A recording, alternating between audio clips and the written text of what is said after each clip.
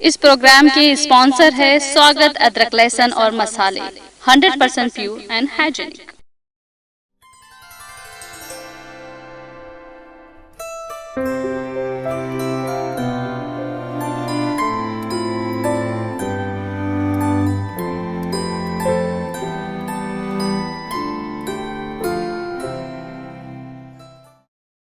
Hello आदाब, मैं हूं खैर और आप देख रहे हैं आपका फेवरेट प्रोग्राम सितारों की आप बीती। हमेशा की तरह आज भी एक अहम बॉलीवुड हस्ती की मुकम्मल बायोग्राफी देखेंगे।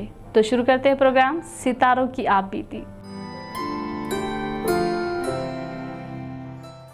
आज प्रोग्राम सितारों की आप बीती में हम बात करेंगे उस हीरोइन की जिन्हें एक फिल्म से ये कहकर निकाल दिया गया था कि उनके अंदर हीरोइन बनने की गुण यानी सलाहियत ही नहीं है, लेकिन उस बात को उन्होंने गलत साबित करते हुए बॉलीवुड इंडस्ट्री में अपना सिक्का जमाया। जी हाँ, हम बात कर रहे हैं गुजरे ज़माने की मशहूर एक्ट्रेस आशा पारेख की।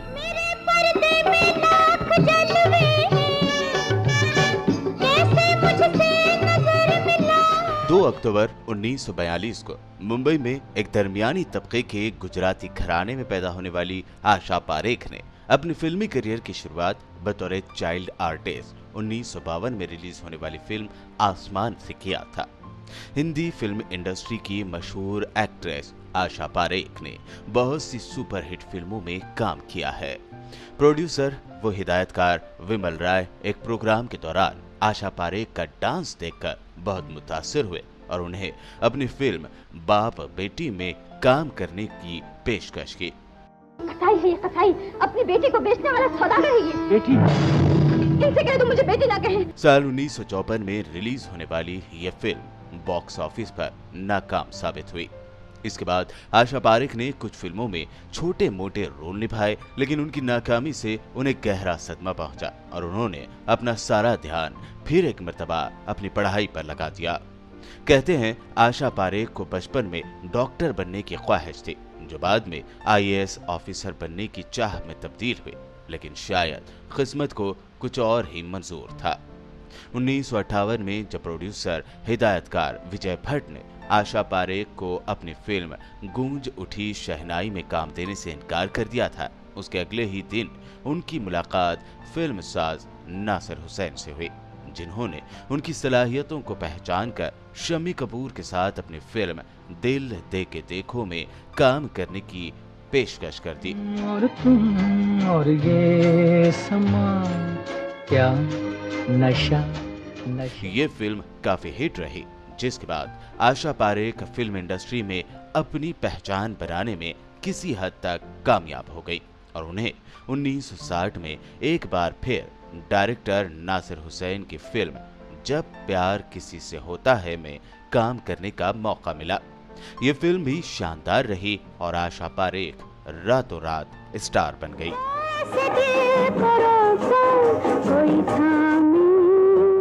आज की बात हो या गुजरे ज़माने की, हीरोइन के साथ एक्टर या डायरेक्टर के साथ इश्क के किस्से काफ़ी मशहूर हैं। आशा पारेख का नाम भी जुड़ा उनके साथ जिनके लिए आशा पारेख ने ज़िंदगी भर शादी नहीं की। वो नाम है नासिर हुसैन।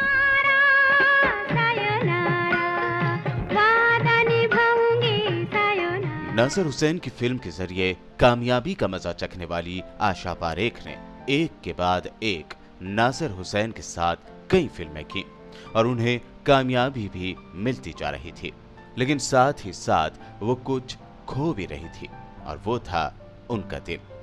एक ऐसा वक्त आया जब आशा पारेख नासिर हुसैन की पसंदीदा एक्ट्रेस बन गई और नासिर हुसैन ने उन्हें अपनी बहुत सी फिल्मों में काम करने का मौका दिया। इनमें फिर वही दिल लाया हूँ, तीसरी मंजिल, बहारों के सपने, प्यार का मौसम और कारवान जैसी सुपरहिट फिल्में शामिल हैं।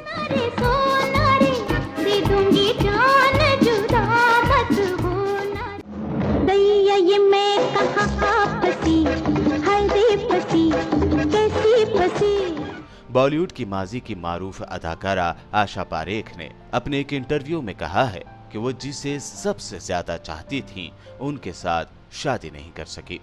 वो 60 और 70 की दहाई की कामयाब तरीन एक्ट्रेस में शुमार होती थीं और उन्होंने ताउम्र शादी नहीं की, जिसकी वजह बॉलीवुड स्टार आमिर खान के चाचा नासिर हुसैन से उनकी मोहब्बत थी।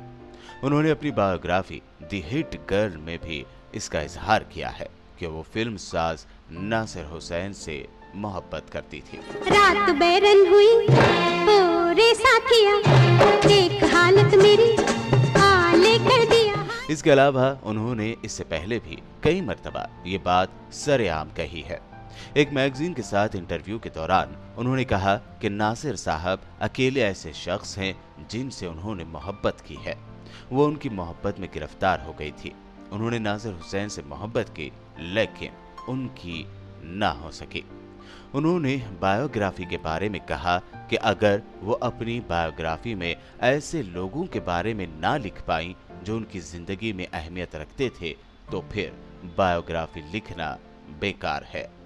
आशा पारेख ने कहा कि वो उनसे शादी इसलिए नहीं कर सकी कि वो पहले से ही शादीशुदा थे और वो किसी का घर तोड़ना नहीं चाहती थी।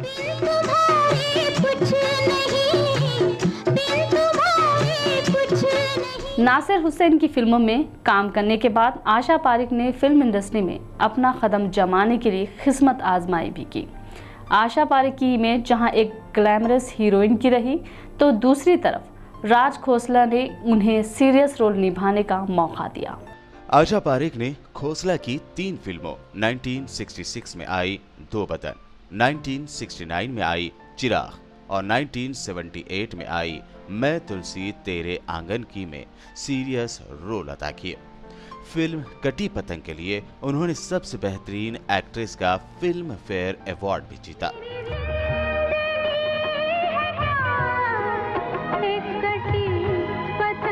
उन्होंने कई मशहूर डायरेक्टर्स और प्रोड्यूसर्स के साथ काम किया।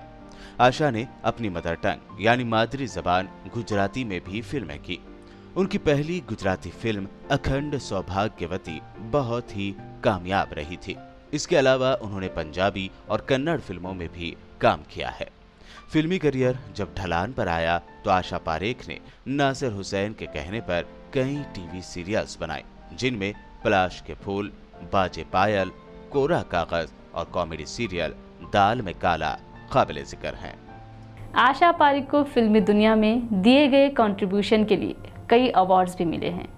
उन्होंने भले ही फिल्मी दुनिया से अपने आप को अलग थलग किया है, लेकिन वो अब भी कुछ ऐसे काम अंजाम दे रही है जिसकी वजह से वो फिल्म इंडस्ट्री के एक मायनों में मदद कर रही है।